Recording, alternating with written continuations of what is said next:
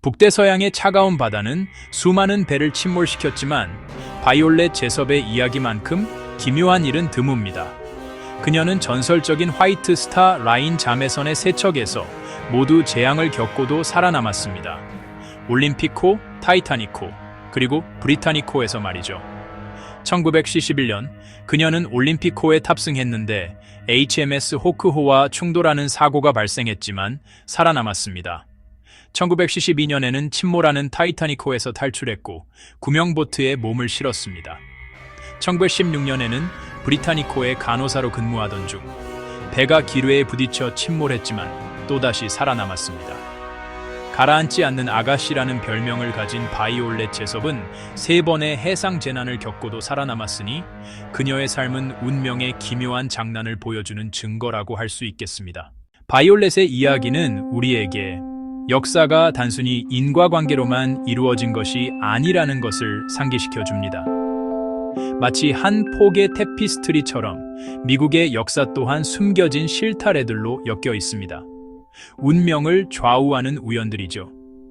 예상치 못하고 일어날 것 같지 않은 이 순간들은 단순한 설명을 추구하려는 우리의 본능에 도전합니다. 이러한 순간들은 우리가 역사를 경외감과 놀라움으로 가득 찬 살아있는 미스터리로 보게끔 이끌어줍니다. 이제 미국의 역사를 만들어온 숨겨진 연결고리들을 탐험해 봅시다. 우연이란 무엇일까요? 명확한 연관성 없는 두 사건. 하지만 그 타이밍이 의미심장하게 느껴지는 것. 우리 인간의 뇌는 패턴을 갈망합니다. 무작위성을 행운의 이야기로 혹은 운명으로 바꾸어 버리죠. 운명은 거대한 설계도를 암시하고 과학은 그저 확률의 작용이라고 말합니다. 수십억 인구가 사는 세상에서 아무리 희귀한 사건이라도 일어날 수 있습니다. 하지만 논리와 경이로움 사이의 긴장감은 이러한 이야기에 힘을 실어줍니다. 탐험하면서 두 가지 생각, 즉 우연과 운명을 마음속에 담아둡시다. 이제 여정을 시작합니다.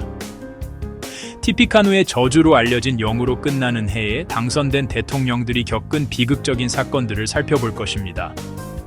또한 운명이 형제들을 다시 만나게 한 전장과 발명이 필연처럼 느껴졌던 실험실을 방문할 것입니다. 마크 트웨인의 삶과 헨리 해성부터 전화기 발명 경쟁에 이르기까지 우리는 우연히 어떻게 전설을 만들어내는지 보게 될 것입니다. 각 이야기는 한 조각의 퍼즐이며 선택과 미스터리 모두에 의해 형성된 한 국가의 모습을 드러냅니다. 미국의 숨겨진 역사에 오신 것을 환영합니다. 대통령의 자리에는 시간을 넘어선 메아리가 존재합니다. 그 어떤 것보다도 에이브러햄 링컨과 존 F 케네디 사이의 유사성은 기이할 정도입니다. 링컨은 1846년에 의회에 당선되었고 케네디는 1946년에 당선되었습니다. 링컨은 1860년에 대통령이 되었고 케네디는 1960년에 대통령이 되었습니다. 둘 다 분열된 국가를 이끌었고 둘 다 희망의 상징이었으며 둘 다 인권 위기에 직면했습니다. 그들의 삶과 죽음은 설명할 수 없는 일련의 우연으로 연결되어 있습니다. 이러한 패턴들은 우리에게 질문을 던집니다. 우연일까요? 운명일까요? 아니면 그 이상의 것일까요? 링컨과 케네디 이야기는 미국의 기이한 메아리의 시작에 불과합니다. 링컨과 케네디는 후계자에게까지도 우연의 일치가 이어집니다. 링컨이 암살당했을 때 남부 민주당원이었던 그의 부통령 앤드루 존슨이 취임했습니다. 존슨은 1808년에 태어났습니다. 한 세기 후 케네디 암살 이후에는 린다 B. 존슨, 그 역시 남부 민주당원이었는데 대통령이 되었습니다. 린다 B. 존슨은 1908년에 태어났습니다.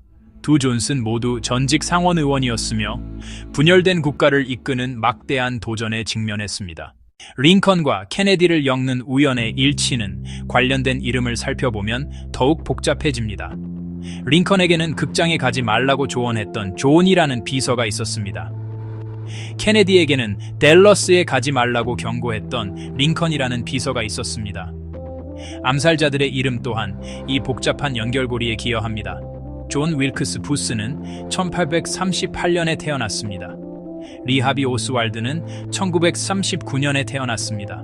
둘 다 세 부분으로 된 이름이며 총 15글자로 이루어져 있습니다. 101년의 시차를 두고 태어난 이들은 모두 암살을 저지르고 재판을 받기 전에 사망했습니다. 링컨과 케네디의 암살 사건은 소름 끼치는 유사점을 보여줍니다. 링컨은 포드 극장에서 피살되었고 그곳에서 잠시 업무에서 벗어나 휴식을 취하려 했습니다. 케네디는 링컨 컨티넨탈 차량에서 암살당했습니다. 부스는 포드 극장을 탈출하여 어느 헛간에서 붙잡혔습니다. 오스왈드는 도주하다가 영화관에서 체포되었습니다. 장소가 뒤바뀐 듯한 이 사건들은 미스터리를 더합니다. 이름과 장소를 넘어 링컨과 케네디는 숫자로도 기묘하게 얽혀 있습니다. 두 대통령의 선거에는 100년 주기가 나타납니다. 1846년과 1946년 의회 진출, 1860년과 1960년 대통령 당선. 두 대통령 모두 금요일에 머리에, 뒤에서, 그리고 부인 옆에서 총을 맞았습니다. 부스는 1838년에, 오스월드는 1939년에 태어났습니다. 이처럼 너무나도 많은 유사점들을 우연으로 치부하기에는 어렵습니다. 단순한 우연일까요? 아니면 역사가 기억을 가지고 있다는 것을 암시하는 패턴일까요? 이는 미국 역사를 엮어가는 실타래에 대해 우리를 궁금하게 만듭니다. 이제 우리의 이야기는 광활한 북대서양으로 항해를 시작합니다. 1898년 전직 선원이었던 모건 로버트스는 역사상 가장 큰 배인 타이탄이라는 영국 해양 여객선에 대한 소설을 출판했습니다. 타이타노는 4월에 출항하여 거대한 빙산과 충돌합니다. 가라앉지 않는 배라고 불리던 이 배는 침몰하기 시작하고 탑승자 모두를 위한 구명보트는 충분하지 않았습니다. 타이타노는 침몰하고 이 이야기는 소름 끼치는 경고성 비극이 됩니다. 로버트스는 14년 후에 끔찍할 정도로 정확하게 전개될 예언을 썼던 것입니다. 모건 로버트슨의 소설이 나온 지 14년 후 전 세계는 RMS 타이타니코의 첫 항해를 지켜봤습니다. 당시 세계에서 가장 큰 배였고 침몰할 수 없다고 알려졌습니다. 소설 속 타이타노처럼 타이타니코는 그 자체로 사치의 상징이었습니다. 첫 항해는 큰 기대를 모았습니다. 1912년 4월 14일 빙산이 발견되었습니다. 타이타니코는 빙산과 부딪히면서 선체에 균열이 생겼습니다. 배는 가라앉기 시작했습니다. 타이타닉회는 구명보트가 충분하지 않았습니다. 배는 두 동강이 났고 1,500명이 넘는 사람들과 함께 침몰했습니다. 이 이야기는 전 세계를 충격에 빠뜨렸습니다. 소설 속 타이탄호의 이야기와 실제 타이타니코의 비극은 거의 동일했습니다. 소설 속 타이타노와 실제 타이타니코의 우연의 일치는 정말 놀랍습니다. 두 배 모두 영국 소유였고 당대 가장 큰 선박이었습니다. 둘 다 침몰하지 않는다고 묘사되었죠. 이름 자체도 놀랍도록 비슷합니다. 타이탄, 그리고 타이타닉. 두 배 모두 4월에 북대서양에서 빙산에 부딪혔습니다. 그리고 두 배 모두 구명보트가 턱없이 부족하여 엄청난 인명 손실을 초래했습니다. 작가는 자신이 예언가라는 비난을 받았지만 그는 이를 부인했습니다. 타이타니코의 이야기에는 수많은 사연이 있지만 프랭크 레어의 이야기는 특히 더 눈에 띕니다. 그는 미국의 한 기자로서 타이타니코의 승성원을 예매했었습니다. 첫 항해에 참여하게 되어 매우 설레는 마음이었죠. 하지만 막판에 계획이 바뀌면서 그는 결국 표를 취소하게 됩니다. 며칠 후 그는 타이타니코의 침몰 소식을 신문에서 읽게 됩니다. 럭은 충격을 금치 못했습니다. 놀랍게도 1년 뒤 그는 또 다른 해상 조난 사고에서 살아남습니다. 바로 SS 볼투르노호가 화재로 침몰했을 때였습니다. 프랭크 러그의 이야기는 정말 엄청난 우연의 연속이라 할 수 있습니다. 모건 로버트슨의 소설과 타이타니코 참사 사이에 섬뜩할 정도의 유사성은 우리에게 질문을 던집니다. 회의론자들은 해양 전문가의 의견을 인용하는 반면 다른 이들은 기이할 정도로 많은 우연의 일치를 지적합니다. 이름, 길이, 달, 빙산, 위치, 그리고 구명보트까지. 이것은 동시성일까요? 아니면 단지 운명의 기묘한 장난일까요? 이 이야기는 허무함에 대한 심오한 우화로 작용합니다. 믿기지 않는 이야기도 사실일 수 있다는 것을 상기시켜줍니다. 이제 인류 갈등의 혼돈스러운 심장부 전장으로 향합니다. 전쟁은 우연과 혼란의 영역, 즉 전쟁의 안개입니다. 군사적 우연은 종종 가족과 관련이 깊습니다. 미국 남북 전쟁은 형제를 서로에게 맞섰습니다. 우리는 가장 믿기 힘든 가족의 우연 중 하나가 일어났던 게티즈버그로 떠납니다. 이는 전쟁으로 헤어진 두 형제의 이야기로 그들의 길이 아무도 예측할 수 없는 방식으로 합쳐졌습니다. 그들의 이야기는 분열과 파괴 속에서도 우리를 연결하는 보이지 않는 실의 증거입니다. 잠시 멈춤. 이야기는 뉴욕 서부의 시골에서 시작됩니다. 포티지에 살던 코빈 가족은 소박하게 살았지만 나라는 분열되었습니다. 세 아들이 전쟁에 나갔고 충성심은 갈라졌습니다. 웨슬리는 남군에 합류했습니다. 북군에 충성했던 알몬조는 북군에 입대했습니다. 코빈 가족은 비극적으로 갈라섰습니다. 형제는 이제 충돌 코스에 있었습니다. 1863년 여름, 남군은 북부를 침공했습니다.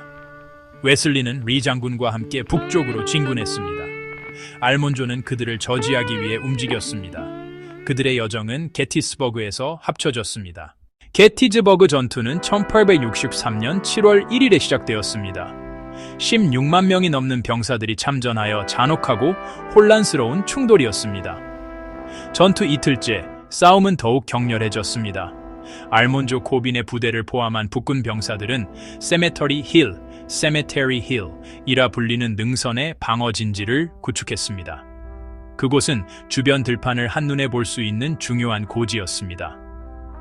병사들은 필연적인 남군의 공격에 대비하여 참호를 팠습니다. 알몬조는 수많은 다른 병사들처럼 두려움과 결의가 뒤섞인 채 기다리고 있었지만 바로 눈앞에서 펼쳐질 놀라운 우연의 일치는 알지 못했습니다. 오후가 되자 남군 포병대는 북군 전선을 약화시키기 위해 대규모 포격을 시작했습니다. 세메터리 힐을 포격하는 포병대 중에는 웨슬리 코빈의 부대도 있었습니다. 웨슬리는 자신의 위치에서 대포를 장전하고 발사하며 능선에 참호를 파고 있는 북군 병사들에게 포탄을 날려보냈습니다. 그는 멀리 떨어진 언덕 위에 푸른색 제복을 입은 익명의 적을 향해 포를 쏘고 있었습니다. 그는 자신의 형제인 알몬조가 그 치명적인 포격으로부터 몸을 숨기고 있는 병사들 중에 있다는 것을 알 길이 없었습니다. 웨슬리가 들판을 가로질러 날려보낸 철제 포탄은 그의 형제가 지키고 있는 위치를 정확히 겨냥한 것이었습니다. 포격이 잠시 멈춘 사이 두 군대 사이의 무인지대에 부상당한 남군 병사가 쓰러져 있는 것이 발견되었습니다. 그는 북군의 공격을 받아 쓰러졌고 자신의 진지로 돌아갈 수 없었습니다. 부상당한 남군 병사를 본 알몬조 코빈과 그의 동료들은 자신들의 목숨을 걸기로 했습니다. 그들은 비교적 안전한 자신들의 진지를 떠나 부상당한 적군 병사를 치료하기 위해 데려왔습니다. 그것은 상상할 수 없는 폭력 속에서 행해진 연민의 행동이었습니다. 부상당한 남군 병사를 자신들의 진지로 옮기던 중 알몬조는 그에게서 익숙한 점을 발견했습니다. 그는 그 남자의 얼굴을 더 자세히 살펴보았습니다. 믿기지 않는 순간 알몬조는 부상당한 병사를 알아보았습니다. 바로 그의 형제 웨슬리였습니다. 그는 의식을 잃었고 다리에 심한 부상을 입은 상태였습니다.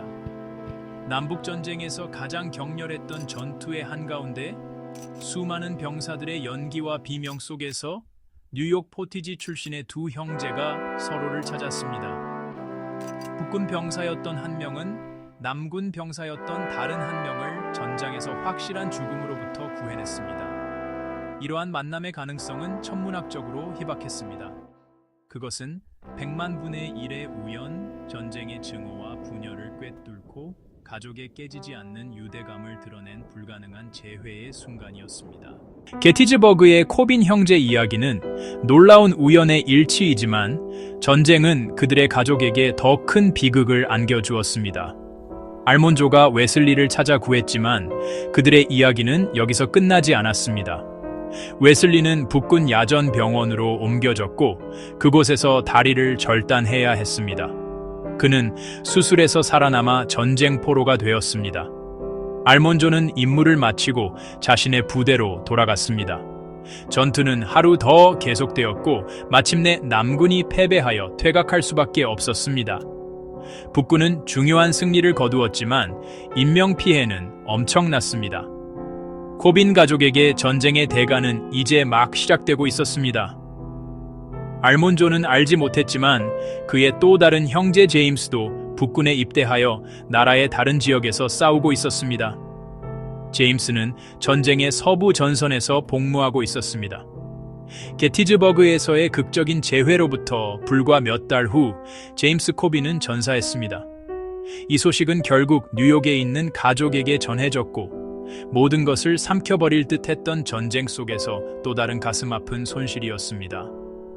하나들은 부상당한 포로였고 다른 하나들은 죽었으며 세 번째 아들인 알몬조는 여전히 싸우고 있었습니다. 가족은 나라를 분열시켰던 갈등으로 인해 서서히 찢어지고 있었습니다. 알몬조는 거의 2년 더 북군에서 복무했습니다.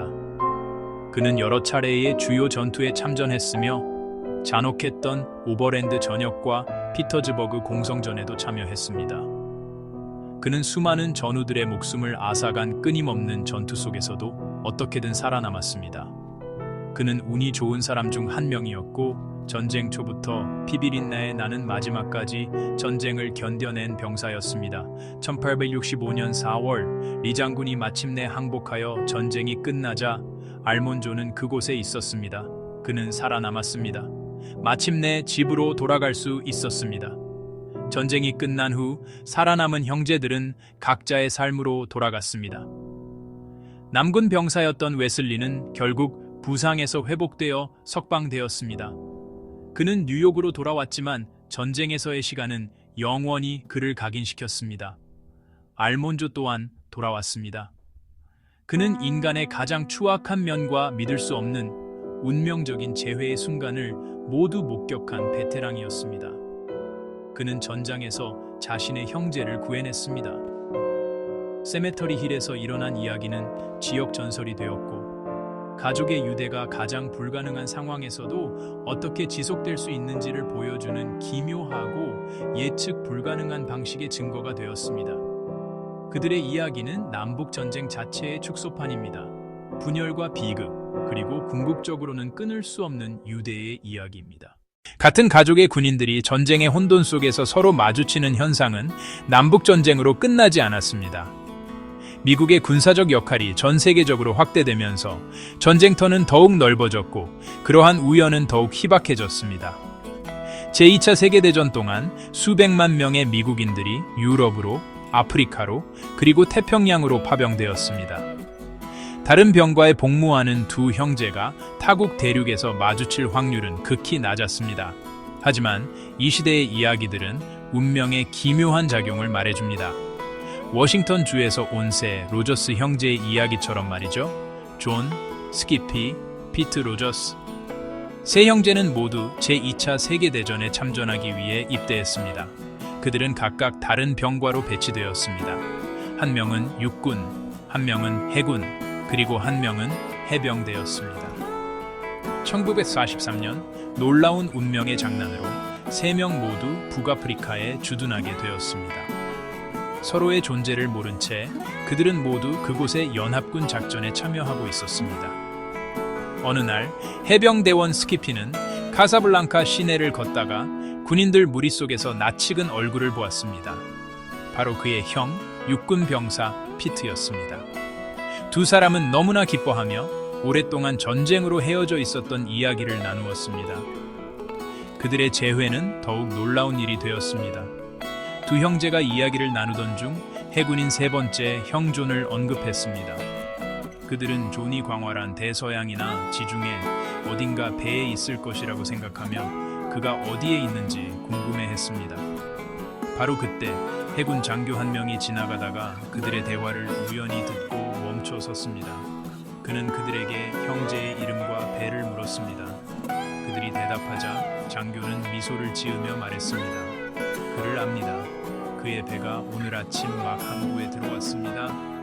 그는 그들에게 항구로 가는 길을 알려주었습니다. 몇 시간 안에 세 로저스 형제 모두 카사블랑카에서 재회했습니다. 고향에서 수천 마일 떨어진 도시에서 순전히 믿을 수 없는 우연의 연속으로 가능해진 만남이었습니다. 게티즈버그의 들판에서 카사블랑카의 거리까지, 이러한 이야기들은 단순한 역사적 흥미거리가 아닙니다. 그것들은 전쟁의 거대한 서사 속에서 종종 잊히는 인간적인 요소를 강력하게 상기시켜 줍니다. 그것들은 전투의 통계와 군대의 움직임 뒤에 우리 자신의 삶을 형성하는 사랑, 가족, 그리고 우연이라는 동일한 힘에 의해 지배되는 개인의 삶이 있음을 보여줍니다. 이러한 불가능한 재회의 순간들은 갈등으로 찢겨진 세상 속에서 작은 기적 같은 연결고리로 존재합니다. 그것들은 전쟁의 가장 깊은 안개 속에서도 우리를 묶어주는 끈이, 때로는 모든 역경을 딛고 우리를 서로에게 다시 이끌어줄 수 있다는 증거입니다. 이제 우리의 여정은 실험실의 치열한 분위기로 향합니다. 발명 정신은 이 나라의 깊숙한 곳까지 스며들어 있습니다. 이 이야기는 전화기를 발명하기 위한 경쟁을 다룹니다. 이것은 두 남자와 한 세기 넘게 논쟁이 되어온 순간에 대한 이야기입니다. 전선을 통해 사람의 목소리를 보내는 아이디어는 엄청난 도전이었습니다. 이것은 발명가들에게 성배와도 같았습니다. 이 퍼즐을 풀 수 있는 사람은 누구든 의사소통을 근본적으로 변화시킬 것이었습니다. 이 경쟁의 선두에는 알렉산더 그레이엄 벨과 엘리샤 그레이가 있었습니다. 그것은 미국 특허청을 향한 숨막히는 질주였습니다. 극적인 결승선을 향한 무대가 마련되었습니다. 이 발명 경쟁의 중심에 있던 두 인물, 알렉산더 그레이엄 벨과 일라이셔 그레이는 이보다 더 다를 수 없었습니다. 그들의 배경과 접근 방식은 극과 극이었죠. 벨은 이상주의자였습니다. 청각 장애인을 돕는 것이 그의 가장 큰 열정이었죠.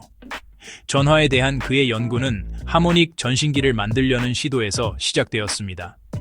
이는 여러 개의 전신 메시지를 서로 다른 음높이를 사용하여 하나의 전선으로 보낼 수 있는 장치였습니다. 그는 소리와 말의 역학에 대한 깊은 매력에 이끌린 사람이었습니다. 그의 보스턴 연구실은 학문적 호기심이 가득한 곳이었고, 그의 청각장애 학생 2명의 아버지들이 자금을 지원했습니다. 그는 여러모로 전문 발명가들의 확고한 세계에서는 이방인이었습니다. 반면에 일라이셔 그레이는 완벽한 전문가였습니다. 그는 미국 발명가 공동체의 기둥이었고, 주로 전신 관련 장치에 대한 수십 개의 특허를 보유하고 있었습니다. 그는 웨스턴 일렉트릭 제조 회사 웨스턴 일렉트릭 매뉴팩처링 컴퍼니를 공동 설립했는데, 이 회사는 전신 장비의 주요 공급업체였습니다. 그레이에게 발명은 단순히 열정이 아니었습니다. 그것은 그의 사업이었습니다. 그는 실제적이고 공학적인 관점에서 전화 문제를 해결했습니다. 그는 체계적이고 경험이 풍부했으며 시카고에 있는 잘 갖춰진 연구실에서 팀과 함께 일했습니다. 그는 내부자였고, 이 기술적 상을 거머쥘 완벽한 위치에 있는 확고한 전문가였습니다. 그들의 성격 또한 극명한 대조를 이루었습니다. 벨은 열정적이고 거의 강박적인 작업 윤리로 유명했습니다. 그는 종종 밤샘 작업을 하며 번뜩이는 통찰력과 자신의 발명이 가져올 잠재력에 대한 낭만적인 비전에 이끌렸습니다. 그는 과학자만큼이나 예술가였습니다. 그레이는 좀 더 신중하고 의도적이었습니다. 그는 존경받는 퀘이커 교도였으며 세심하고 꼼꼼한 작업으로 유명했습니다. 그는 자신의 실험을 정밀하게 기록했고, 광범위한 전기공학 지식을 바탕으로 연구를 진행했습니다. 벨이 사람의 말을 전송하는 가능성을 꿈꾸는 동안, 그레이는 상업적 현실로 만들기 위해 필요한 기술적 난제들을 체계적으로 해결하고 있었습니다. 그들의 차이점에도 불구하고 두 사람은 거의 동시에 비슷한 해결책에 도달했습니다. 핵심은 가변 저항 송신기를 사용하는 것이었습니다. 이는 음파의 진동을 연속적이고 변동하는 전류로 바꿀 수 있는 장치였습니다. 벨은 자신의 아이디어를 노트에 스케치했습니다. 그레이는 작동하는 시제품을 만들고 공식 특허 출원서에 기록했습니다. 둘 다 비밀을 찾아냈습니다. 다른 도시에서 일하는 두 명의 다른 사람이 동일한 원리를 독립적으로 발견한 것은 과학에서 흔히 볼 수 있는 다중 발견의 전형적인 예입니다. 이는 어떤 아이디어가 나올 때가 되면 동시에 여러 곳에서 나타날 수 있음을 시사합니다. 그러나 특허 경쟁에서는 단 한 명의 승자만이 있을 수 있었습니다.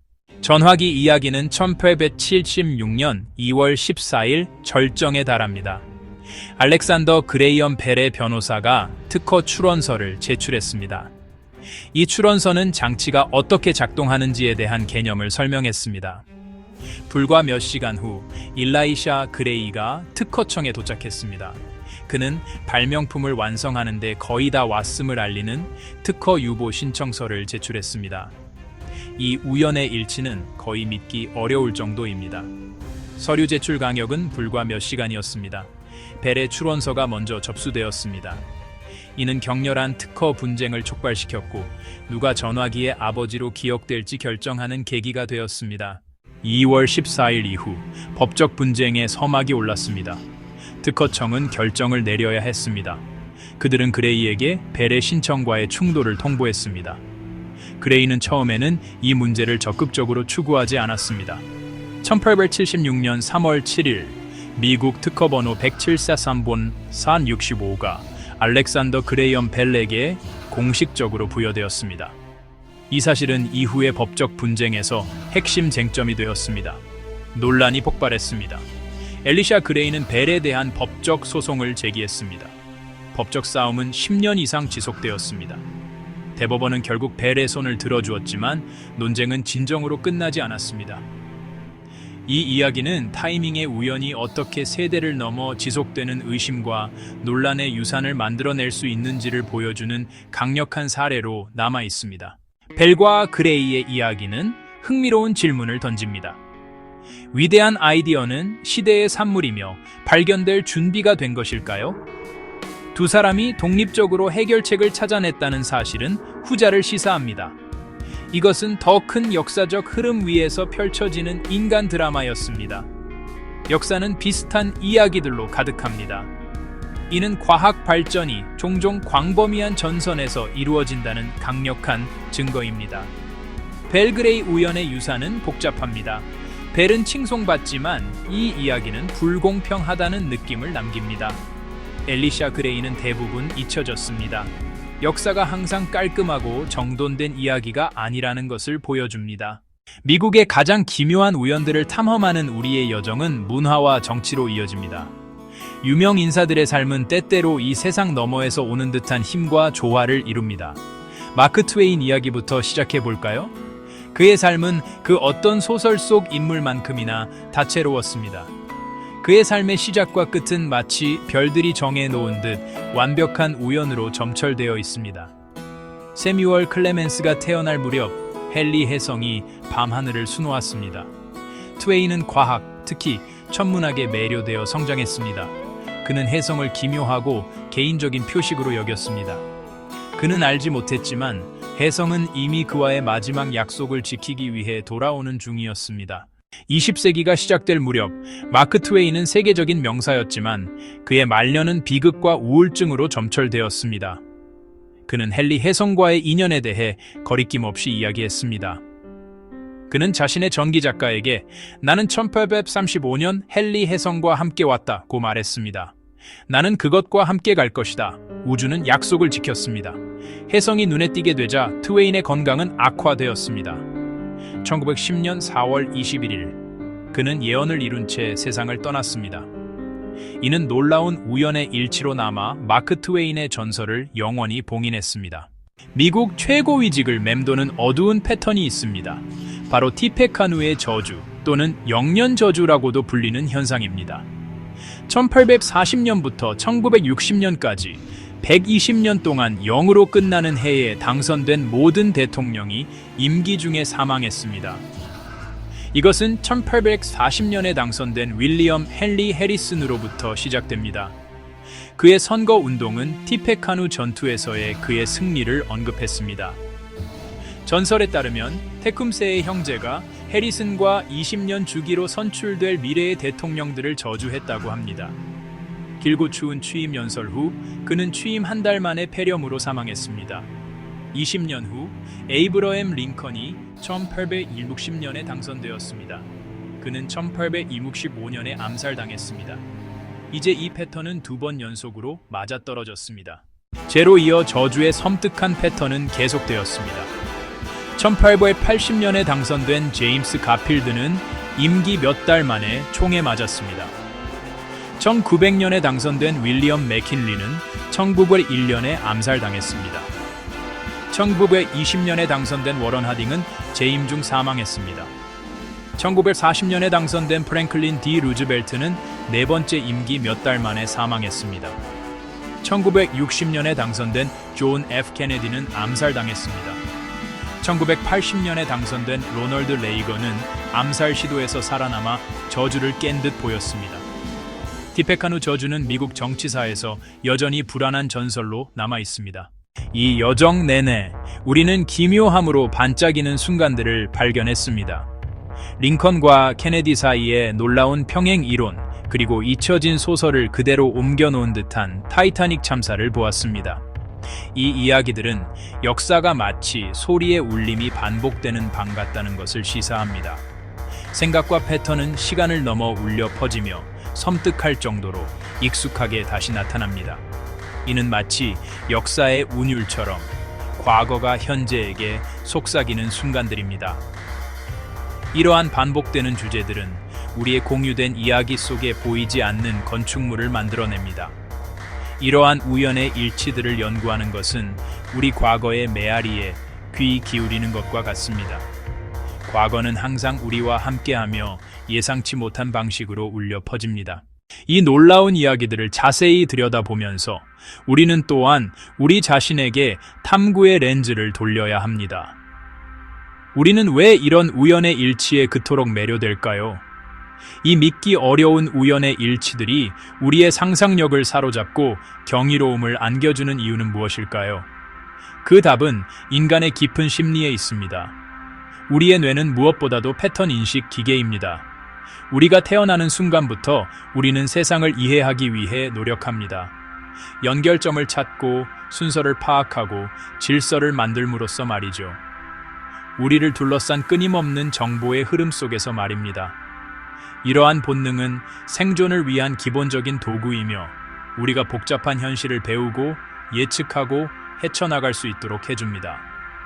링컨 케네디 평행 이론이나 티피카누 저주처럼 일련의 사건들을 접할 때 우리의 패턴 추구 본능은 과부하가 걸립니다. 우리는 점들을 연결하지 않을 수 없습니다. 역사의 무작위적이고 혼란스러운 본성이 갑자기 의미 있는 디자인으로 스스로 정렬되는 것처럼 보입니다. 이 과정은 깊은 만족감을 줍니다. 종종 무작위적이고 무의미하게 느껴질 수 있는 우주에서 편안함과 통제감을 제공합니다. 패턴을 봄으로써 우리는 사건의 이야기를 부여합니다. 대통령 암살은 더 이상 단순한 개별적인 비극이 아닙니다. 그것들은 더 크고 신비로운 이야기의 일부가 되며 단순한 우연보다 더 의미 있는 저주나 운명이 됩니다. 이야기에 대한 이러한 필요는 우리를 단순한 데이터 처리기와 구별하는 요소입니다. 우리는 단순히 통계적으로 불가능한 확률을 기록하는 데 만족하지 않습니다.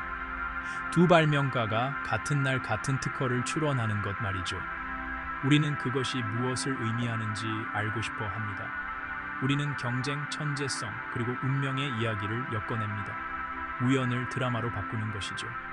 이것이 우리가 역사를 이해하는 본질입니다.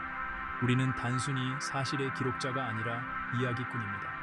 이 믿기 어려운 우연의 일치들은 우리 이야기의 가장 매력적인 원료를 제공하며 운명, 숙명, 아이러니, 그리고 우리의 삶을 형성할 수 있는 신비로운 힘이라는 거대한 주제를 탐구할 수 있게 해줍니다. 우리의 삶을 형성할 수 있는 신비로운 힘이라는 거대한 주제를 탐구할 수 있게 해줍니다. 하지만 패턴을 찾는 데 있어서 우리는 겸손해야 합니다. 연결점을 보려는 우리의 욕구는 때때로 우리를 잘못된 길로 이끌 수 있습니다. 우리는 의미가 없는 곳에서 의미를 찾을 수 있는데 이는 아포페니아 현상으로 알려져 있습니다. 그렇다면 과제는 두 가지 생각을 동시에 마음에 품는 것입니다. 우리는 이러한 우연의 일치들이 불러일으키는 경이로움과 경외심을 받아들이고 이야기에 매료될 수 있습니다. 동시에 우리는 건전한 회의론을 유지하며 순수한 우연의 역할과 우리 자신의 패턴 추구하는 마음의 편향을 인정할 수 있습니다. 경이로움과 이성 사이의 균형 잡힌 공간에서 이러한 역사적 미스터리에 대한 진정한 이해를 찾을 수 있습니다. 믿기 힘든 우연은 무작위적인 우연의 결과일까요? 아니면 운명, 숨겨진 설계, 혹은 우주의 각본일까요? 우리가 탐구했던 이야기들은 양측 모두에게 강력한 증거를 제공하며 우리에게 깊은 생각을 안겨줍니다. 우연은 논리에 기반을 둡니다. 운명은 더 깊은 인간의 직관에 호소하죠. 어쩌면 우연이 원재료를 제공하고 우리의 의식이 그것을 운명적인 패턴으로 배열하는 것일지도 모릅니다. 세상은 무작위적이면서도 의미 있을 수 있습니다. 이 여정을 마무리하며 우리는 미국 역사의 복잡성과 미스터리에 대한 새로운 인식을 갖게 되었습니다. 이 나라의 이야기는 위대한 인물들이 의도적인 선택을 통해 써내려간 단 하나의 거대한 서사가 아닙니다. 그것은 광대하고 복잡한 모자이크이며 수많은 작은 조각들로 이루어져 있습니다. 이 조각들 중 일부는 교과서를 장식하는 웅장하고 잘 알려진 사건들입니다. 하지만 다른 조각들은 우리의 과거 속에 숨겨진 이상하고 반짝이는 우연의 일치들입니다. 그것들은 우리 과거에 숨겨진 구석에 놓여 있습니다. 그것들은 불가능한 연결의 순간들이며 미국 이야기가 우리가 흔히 상상하는 것보다 더 거칠고 더 이상하며 더 예측 불가능하다는 것을 상기시켜 줍니다. 이러한 우연의 이야기들은 역사의 근본적인 사실들을 바꾸지는 않지만 그것에 대한 우리의 감정을 변화시킵니다. 그것들은 과거의 경이로움과 매혹의 감각을 불어넣습니다.